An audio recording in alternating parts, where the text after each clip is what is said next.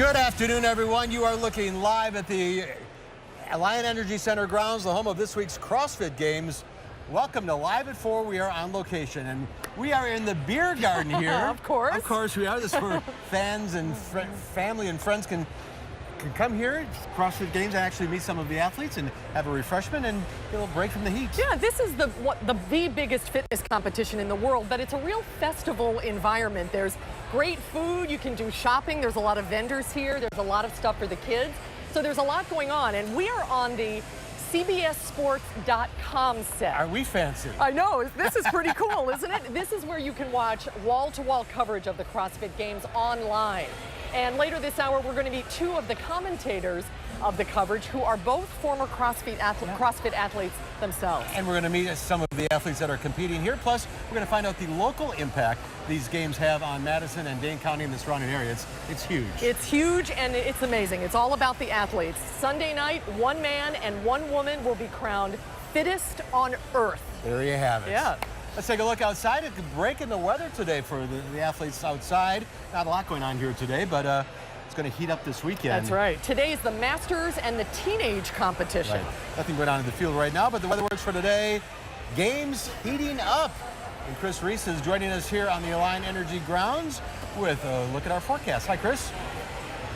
Hello, that's right. We are outside, and of course it is warm out here, although that's thanks to the sunshine that we do have outside right now. Temperatures made it towards 74 degrees today, thankful for the clouds that cleared out, allowing more of that sunshine. Without that sunshine, we wouldn't have seen those temperatures this warm. 74 right now in Madison, 79 down in Janesville, so you see what that sunshine can really do. Dew point wise, we do have dew points into the low 60s right now, so it is a little bit humid as you begin to step out. But the cloud cover has certainly cleared over the past several hours and really allowed for more sunshine. That thick blanket of cloud cover that we woke up to here in Wisconsin, that's now gone. And a lot of the showers and thunderstorms from last night, those have now moved out of the area as well, which means as we go through the rest of the night, we're going to be seeing a decrease in that cloud cover, temperatures falling ultimately into the mid-50s overnight, guys.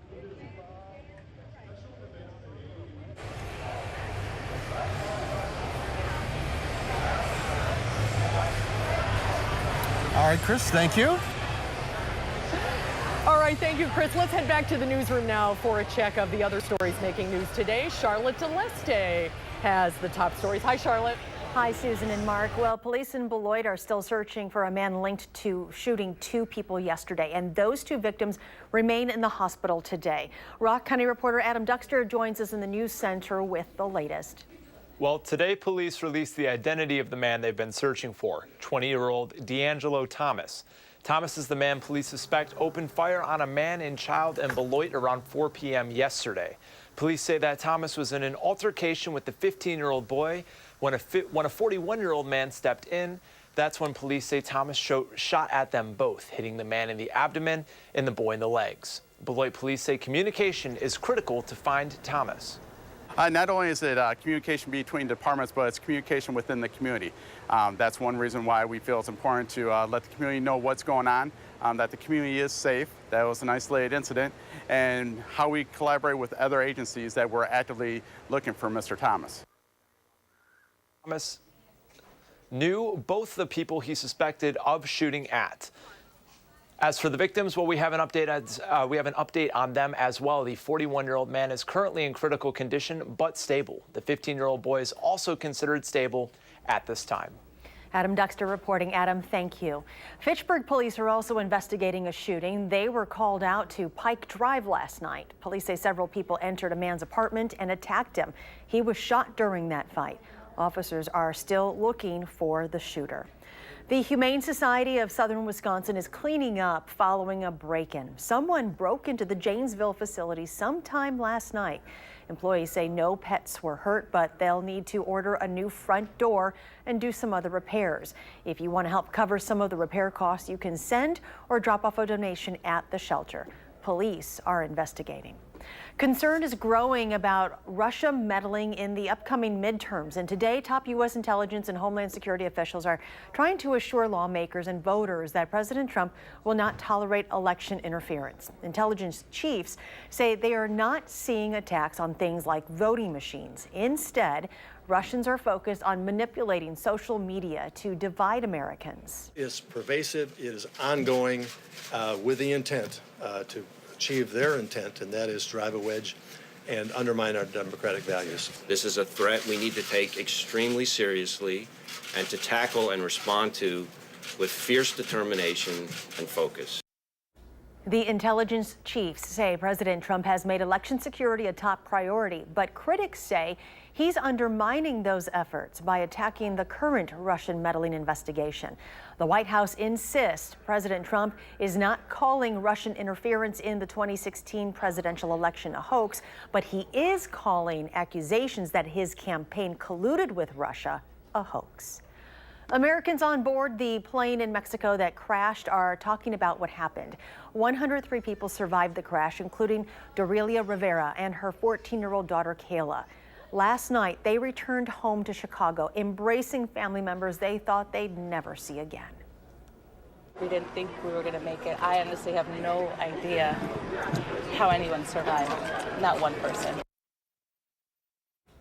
Mexican officials say the control tower reported the plane descended abruptly, possibly due to a severe gust of wind. The left wing appears to hit the ground.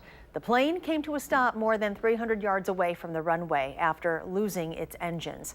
49 people were hospitalized. Heat is hitting parts of Europe as hot air from Africa sends temperatures to over 100 degrees. There are heat warnings in 18 cities, including Rome. Parts of Spain and Portugal could shatter Europe's record high of 118 degrees set in Athens back in 1977. One thing worrying officials, air conditioning is not common in Europe. The heat is also causing some trouble for farmers. They are dealing with a drought. Large numbers of fish, turtles, and other marine life are getting sick and dying along Florida's southwest coast. There is a high concentration of toxic red tide algae in the region. Red tide is a naturally occurring toxic algae that often occurs along Florida's Gulf Coast.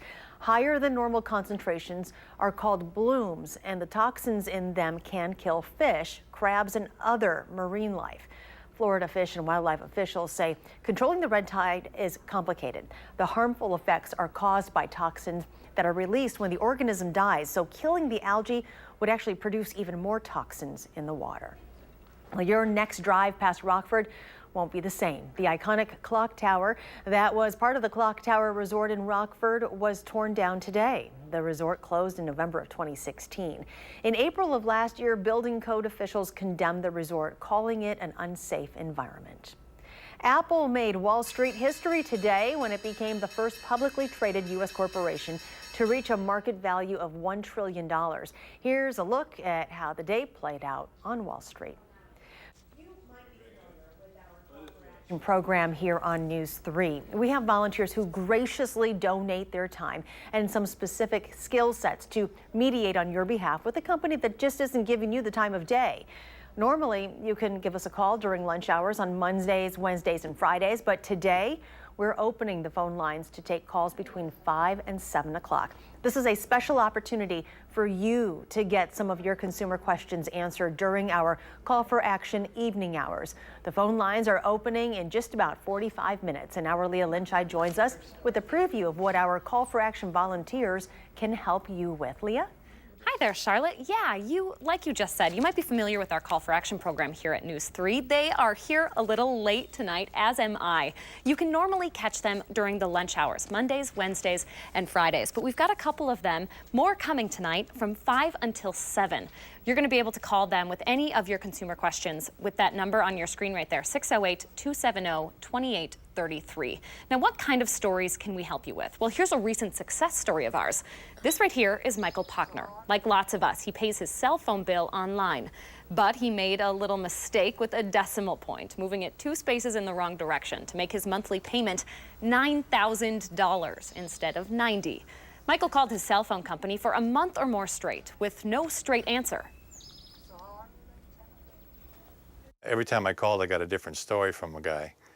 And finally, your station called me back, and they got involved.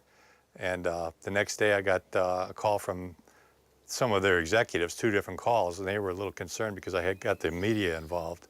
I said, if that's what it takes, you guys should have refunded this check a month ago. When Call for Action volunteers got involved, Michael finally received his check back. And we love stories like that, like Michael's, and we want to create some more. So give us a call tonight. We're going to start to open up the phone lines in about 45 minutes here. You can call between 5 and 7. That number 608-270-2833. We'll check back in coming up on News 3 at 5. We'll be right back.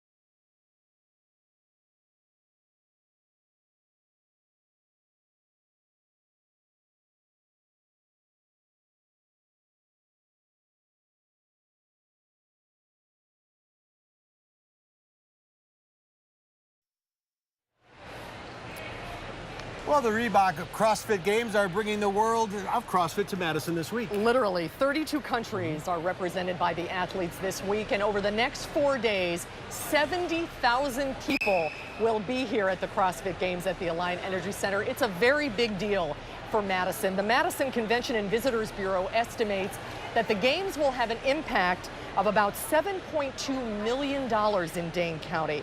If you want to catch the action from the games, as we said at the top, but you can't make it out here, you can watch all the coverage online right from this very set at cbssports.com. Annie Sakamoto and Dan Bailey are doing the commentary for cbssports.com, and they have walked the walk. Hi, guys. Hi, welcome. How you doing? Thanks for sharing your desk with us. Thanks for coming over. You're a 4-time CrossFit athlete. You finished second in the Masters Women competition in 2016. And Dan, you're a 5-year individual CrossFit Games veteran, finishing within striking distance each time. Thanks for joining us today. Thank you. What is it like to cover these games being a former athlete in the games? You know, it's so much fun. It's a little bit bittersweet, I would say, probably for both of us, because, you know, as much as we'd like to be competing, for whatever reasons this year we're not. So I think second best to that is definitely being on the desk, being a part of the action, being able to watch the athletes from this view. It's been really fascinating. Dan, how about for you? Yeah, it's great having this perspective. You know, being an athlete before, you know what the athletes are going through. You know what to expect, the jitters from the events. I actually still get a little bit jittery when they actually announce the events for the athletes, and the fact that we get to talk about it and kind of walk them through and watch them perform, it's just fun. It's fun to still be part of the event. And you can give a unique perspective because you've walked the walk. Right, exactly. We know the kind of pain they're going through. We know what it feels like for the weekend. We know what it's like to compete against the best in the world. Annie, is it hard to not be competing this year? It is, but it was a decision I had to make. I have a family, I have 2 small children, I have a business, and to be honest, even as a master competitor, there's just so much time and effort that has to be put into being fully prepared for this event. For me, I just had to take a year off, but again, to be here and have actually a unique perspective on the competition has been a lot of fun. As the journey begin for most of you guys, it starts, you go into a CrossFit gym and it starts there? You get kind of hooked? Yeah, I actually, the first time I ever did a CrossFit workout, I just ran into a guy in a local gym, just a regular, we call him Globo gym, basically. And he's like, hey, you might like this, you should try this out. He gave me a couple workouts, I was hooked, and then he brought me to his affiliate, and then everything just kind of spiraled from there. They're like, hey, you're doing really good at workouts, why don't you sign up for this competition? And then it just kind of blew up from there. Yeah, for me. And this is where it can take you. I got to show you this picture of Annie. Look at this. Annie is in the program. That's on the obstacle course last year? Yep, correct. That was the obstacle course. And so even the Masters did the obstacle course last year. Did it start the same way for you? You just went to a class at a CrossFit gym and got hooked? Well, you know, I had a friend that was actually a CrossFit trainer, and this was back in 2004, so there weren't a lot of people doing CrossFit at the time. I had kind of heard about it from a couple people, but she begged and pleaded that I come in, but I had heard all of these crazy stories about CrossFit, and so I didn't think it was for me. She actually brought me in for a personal session where just her and I worked, and I was like, oh, I've got this CrossFit thing. So I came to a class session the very next time, and I got my butt kicked, for lack of a better way to put it. And for me, I was hooked right from there. But it's not as intense as this, a class. I would hope not. No, the beauty of it is, the sport is, everything's infinitely scalable. So we could take, Annie and I were both CrossFit coaches. We could take any workout that these athletes are doing in the individual competition and have my grandma do it, or have my mom do it, or have anybody of any ability level do it. You just scale it down to their ability level. From a coverage perspective, there are so many events. They change all the time. There are surprise events. It's very fluid. Does that make it challenging to be a commentator for something like this? Definitely. I think there's a lot of things that Dan and I can expect to see. But for instance, the 42,000, the marathon row last night, 42,000 meter row, neither of us would have ever had thought that that was going to be an event. So there's definitely, we have to start digging, but there's so much information out there, you know, especially with the internet, that we're able to glean things that will lead us to some kind of ideas on how events are going to go or what's going to happen. How hard is this? Is it true that everyone can do it? Because that's what everyone says here. It depends on what you're talking about. If you're talking about the CrossFit Games, absolutely not. Not everyone can do it. It is not for everyone. I don't recommend people at home watching TV, they see some workout and the prescribed loads. Don't go to your gym and just try to do that. You will hurt something. It'd be like watching downhill skiing and you're like, well, I'm just going to go, you know, to the top of Mount Everest, strap some skis on and go for it. Like, that's not the right way to do it. But anybody can do CrossFit, like I mentioned before, infinitely scalable. Every workout can be scaled to an ability level. My 9-year-old son, my 12-year-old daughter, and my 66-year-old mother, we have all done CrossFit together. Wow. Yeah. Well, that puts it in perspective. I think the youngest competitor here is 14. The oldest is 66. Yeah. Yes. Wow. That's amazing. Well, have a great time. We're looking forward to your coverage, and congratulations. Thanks for being with us today. Thanks for having us. Thank you so much. Have a great competition. Just a reminder, you can watch the daily live coverage of the games on CBSSports.com. There's an hour recap of the events each evening at 9 p.m. on the CBS Sports Network. That's on cable. And then here on WISC-TV, CBS will have an hour of live coverage on Saturday at noon and Sunday morning at 11. Thanks again, guys. Thanks again. We'll be right back from the Alliant Energy Center.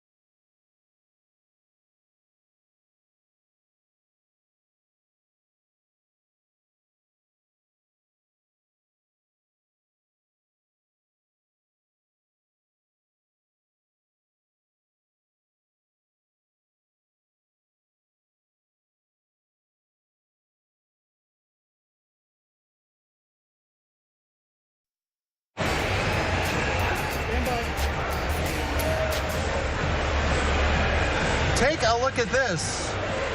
Are we doing this again? There we are. I think we're doing weather. We're doing weather. We're not doing weather. Hi, Chris. It's all right. Hey, Chris, how are hello. you? I'm doing well. Fantastic to be out here. Now, of course, we've had a much cooler day today as opposed to yesterday after that cold front that came through yesterday. But Mark, we're watching take this a look at this wingspan guy again. I've lost my script on this. Anyway, we're not going to do that. All right.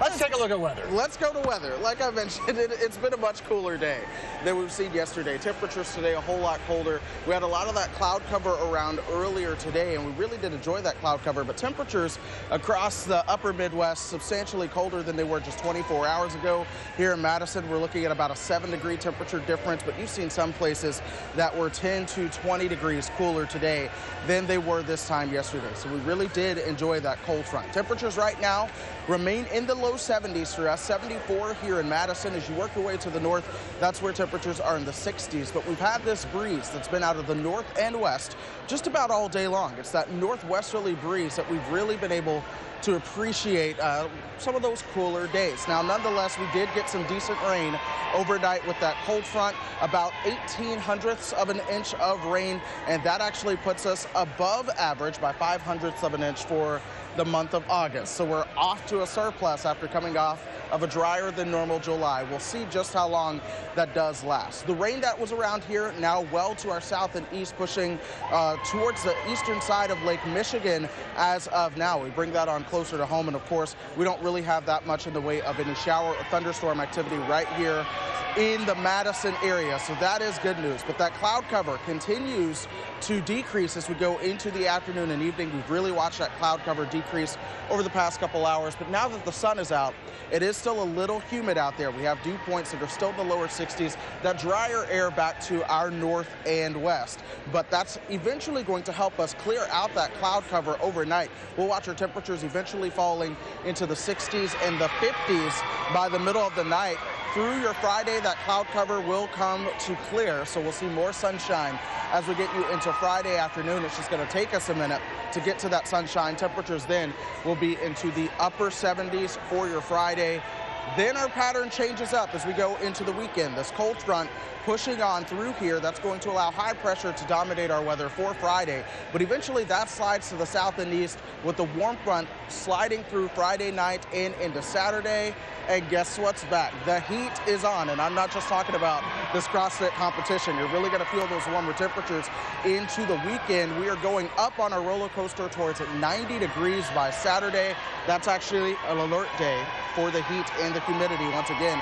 That will gradually cool our temperatures back down to about where they should be for this time of the year, though slightly above average. Tonight, 54 degrees, will be cloudy and cooler, and some patchy fog may develop a little bit later into the day. Tomorrow, we'll see some more sunshine later on. Temperatures will top out right around 79 degrees. Again, another day that's going to feel pretty good, although when you're out in the sun, of course, it does feel pretty hot. The next 7 to 10 days, though, we see a different kind of pattern. That is the heat for the weekend, and with a shower and thunderstorm chance coming in late Sunday night into your Monday and Tuesday, we do cool temperatures back down to about average by the middle of next week, and we keep those 80s around through next weekend as well. Well, the crowd really likes their forecast, the way it sounds. I know. I feel like I'm at a concert being cheered on right now. So 90 on Saturday. These athletes here are going to have to take drinking a lot of water. A lot of water. And now, if you're from the south, you're used to it. But if these athletes are coming from the north, it's going to be something that, oh man, again, it's really hot. But even still, no matter where you're from, if you're out working out and doing a lot of athletic stuff, you want to drink a lot of water. And even if you're just coming as a spectator, make sure you drink lots of water. Well, 90's still with us. A lot of summer left to go. Dog days of summer are here. Sure. All right, Chris, thank you. My pleasure. Well, it does take a certain special kind of person to compete in these games. Boy, that's for sure. And James Hobart knows firsthand that experience. James competed in CrossFit, started in 2009, and competed for 8 years. Now he's on the CrossFit staff, and he's a coach for CrossFit athletes. James, nice to see you. Thank you for joining us. Thank you for having me. Welcome to Madison from Massachusetts, Boston, right? It's great to be back here, yes. The athletes here are, I can't even find the right words, amazing, awe-inspiring. Tell us a little bit about what it takes as an athlete to get yourself to these games. That's a really great question. For these athletes, it's a year-long process to get here, and for some of them, it's a process that has taken multiple years to plan it out and put in the work to get this far. So, is it a full-time job, or do the athletes have jobs on top of that? I think a handful of these athletes do have some jobs, but if you ask them what does it take, they would tell you this is their second full-time job if they don't already have one. What do you like about coaching so much? Oh, that's a really good question. I just love seeing the light bulb go off, with an athlete, and as they learn something new, and getting to enjoy the process of them getting better as that happens. It's something I never expected to like, but the more I did it, the more I loved it. Do you prefer coaching to competing? I started off as a coach, and I imagine I'll finish my CrossFit career that way. So I do think I like coaching a little bit better. It's easier on me. Less pressure. Yeah, absolutely. Yeah. What kind of, when you see somebody, when that light bulb goes off in somebody's head, what goes through your mind? For me, when I watch somebody just enjoy that process, I feel a lot of accomplishment in getting to share with them something that I've really enjoyed as far as how I've done CrossFit and how it's influenced my life. And anybody can do this to a certain level. To a certain level. I've always said that CrossFit can be for anybody. It's not maybe for everybody. It depends if you want to go through the process of doing it. But I've seen everybody from teenager to my mother, who's 58 years young, do CrossFit, and she started in her mid-50s. Today I was watching the 60-plus women compete. It was the most amazing thing I've ever seen, yeah. So there's something about the sport and the community of CrossFit that is different from just working out at the gym, isn't there? There absolutely is. I mean, that's one of the biggest things about CrossFit that differs from just going into the gym is the community aspect and the fact that there's a lot of, we always say our program differs by degree, not by kind. You watch these guys do it, and you could go home and do something quite like it, maybe not as heavy or as fast, but everybody gets to play. A lot of inspiration. Oh, yeah. Enormous amount of inspiration, yes. They're announcing something. All right, well, Dan, thanks for being with us. Thank you guys for having me. Amazing. Thank you so much for joining us. Thank you. Great to meet you. And we'll meet some more of the athletes of the CrossFit Games when we come back. Some compete individually and some compete in teams. We'll meet a team, I don't know if you can even hear me, a team from Pittsburgh. They're pretty amazing. That's when Live at 4 continues. Nicely done. Thank you.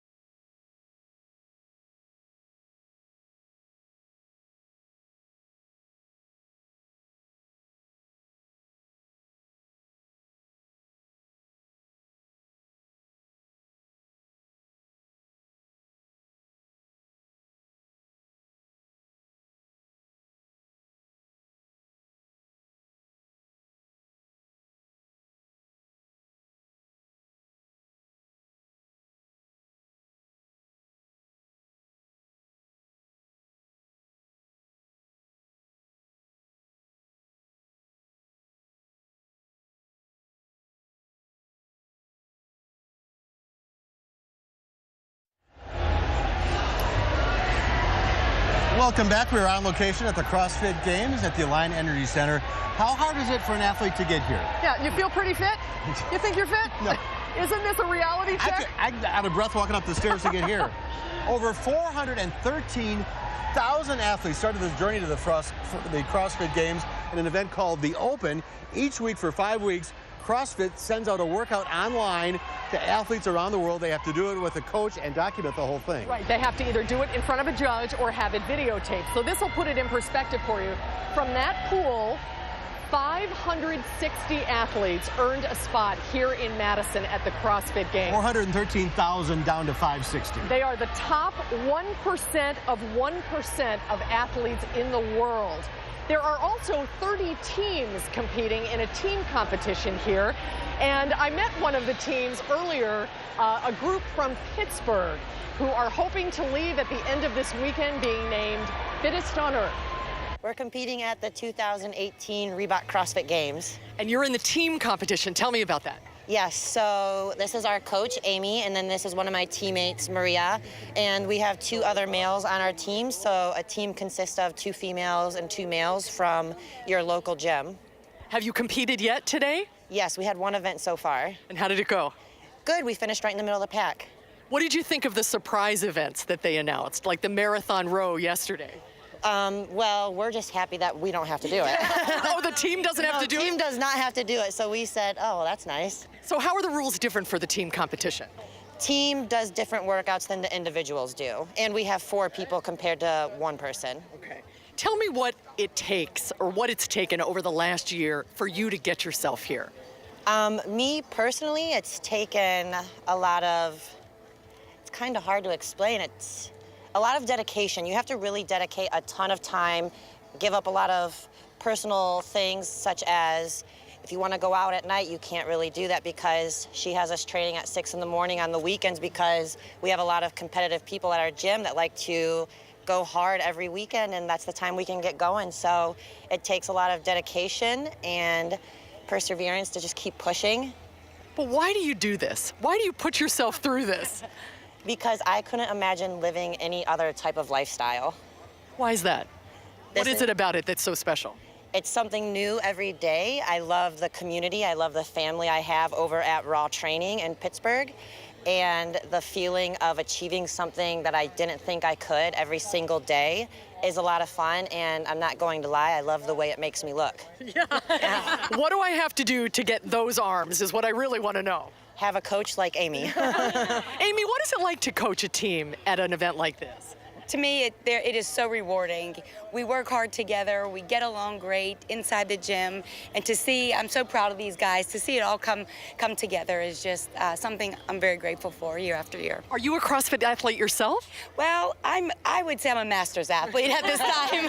Have you competed here before? I have not, no, just this is my 5th time taking a team here. So how do you prepare women like this for an event like this? As a coach, what do you put them through every day? Well, we start with nutrition. Sometimes we just talk about how to monitor their personal lives in order to be effective in the gym, and we build each other up when we need a little lift, and we're there. The support system we have with this team is awesome. I've heard a lot about the community here and how special that is. What do athletes like these eat? What do they eat? They eat a lot. So they need, as you can see, they've got great, strong, beautiful, feminine physiques, and they have to make sure that they fuel their bodies for their sport so they can sustain the workouts and for the come game day. And what are you hoping to accomplish here at these games? What will be a success for you? Are you hoping to win or just to enjoy the experience? My success would be that we all just enjoy this experience. You never know from year to year if you'll ever get back here. There's so many people that work hard throughout the community to get here, and we're grateful, but we're going to give it our best. All right. What has it been like for you so far, hon? Oh, it's just surreal. You know, it's amazing that we're even here, and I keep thinking to myself, this is just another competition, and then I get out on the floor and there's fans everywhere, and it's just an incredible feeling. How challenging was it for you to get to this point? Oh God. Challenging isn't the word. I just think that, you know, you really want something bad enough and you visualize it in your head, and here it is, you know, you worked for it and it's bound to happen. So what's the environment been like at the games for you? Have you been impressed by the fan support? This is a big deal for us here, and we're so happy to have you all here. It's overwhelming for sure. I mean, like, you know, little girls reaching their hands out to slap 5. Like, that's just amazing for me. I love that feeling. You know, I'm glad that everyone's just here to cheer us on, you know. Is there an event that's your favorite and or an event that you dread? Well, there's some events we don't know, and I probably dread Big Bob. It's just a giant sled that we have to push, so I'm sure that'll be terrible. I think they're all going to be fun, though. And what are you hoping to accomplish here? Like, what's your goal?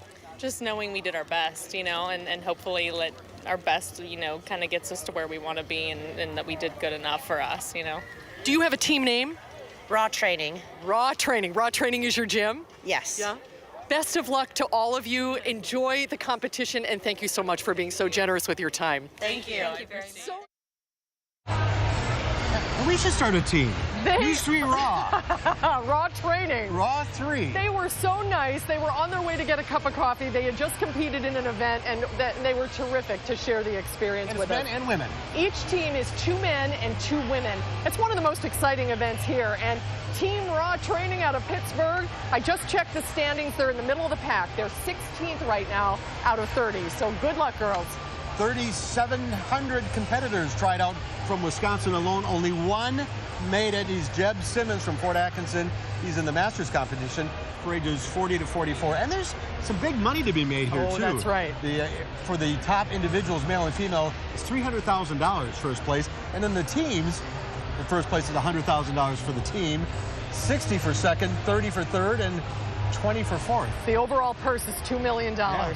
And that probably barely makes a dent in their training expenses. It goes a long way to getting them back here. Right, and traveling and food alone. Yeah, yeah. They are so inspiring. The athletes are amazing. They really are. And the games also bring thousands of people into the Madison area. When we come back, we'll talk about what all of this means for Madison, for the local economy, the influence that CrossFit has here, and what the future will look like as well. That's when Live at 4 continues on location from the CrossFit Games at the Alliant Energy Center.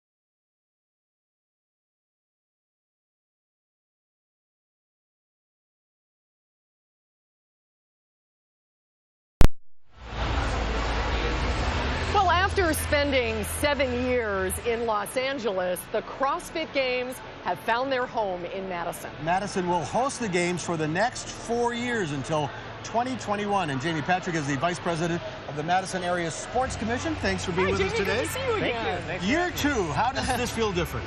It's just great. You know, it started a day early. We have a lot of different activities and unique events. You know, CrossFit's always different from day to day, event to event. So it's just fun to have everybody back in town again. Mark and I had a chance to talk to the general manager of the games, Justin Berg, and he was telling us that CrossFit is very selective.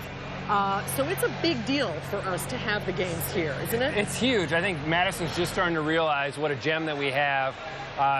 You know, being the third site ever for the CrossFit Games, having this international audience, 20,000 people come.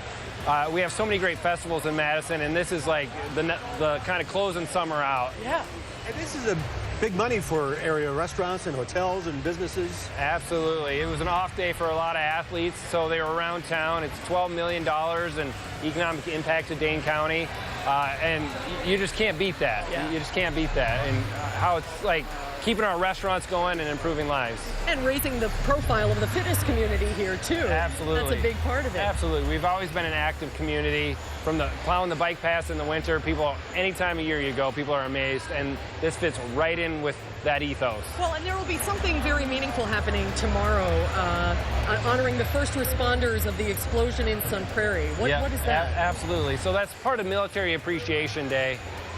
You know, CrossFit helps train the military, and to have something tragic like that and to be able to like really showcase, you know, those heroic efforts is just neat. They have hero wads where they celebrate those people, but to have those two things line up is going to be nice to kind of give our thanks back. Oh, that's wonderful. And what a testament to your commission and the city to have these games for the next 4 years. That must have been exciting news. Yeah, you know, we're just beyond thrilled, you know, to kind of be able to help bring the community together, right? And showcase it to people that would never ever visit here before, and to add a couple more years onto that.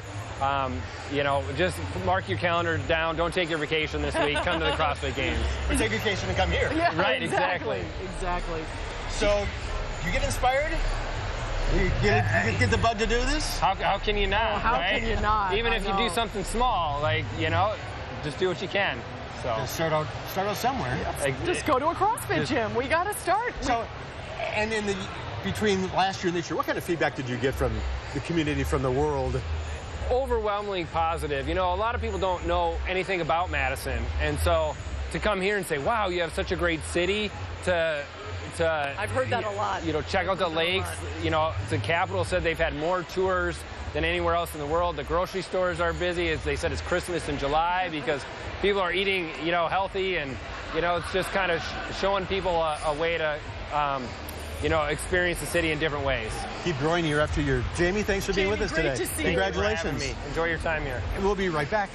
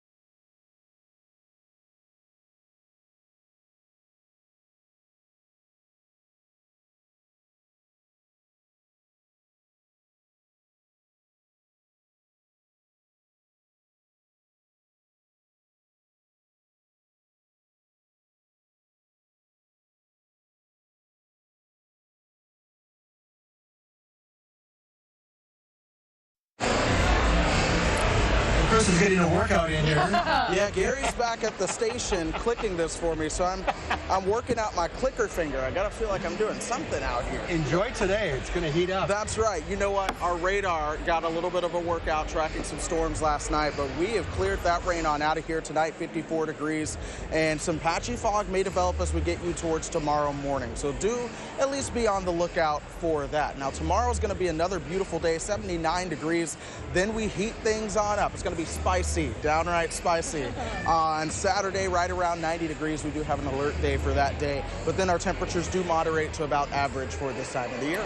It is August 2nd. It is Thursday. It is National Ice Cream Sandwich Day. That's perfect. That'd be nice. All right, today is also National Coloring Book Day. They've always been a popular child's activity, but adult coloring is now a huge trend. Researchers do say that coloring is a great alternative to meditation. And it's National IPA Day since we're in the beer garden here. It's a celebration to increase appreciation for one of the world's most popular types of craft beer, the India Pale Ale. Here we go. You can use your weight. Give that to Chris. I'm going to do some reps with this. Cheers, Mark. Cheers. To the CrossFit Games. All right. Cheers.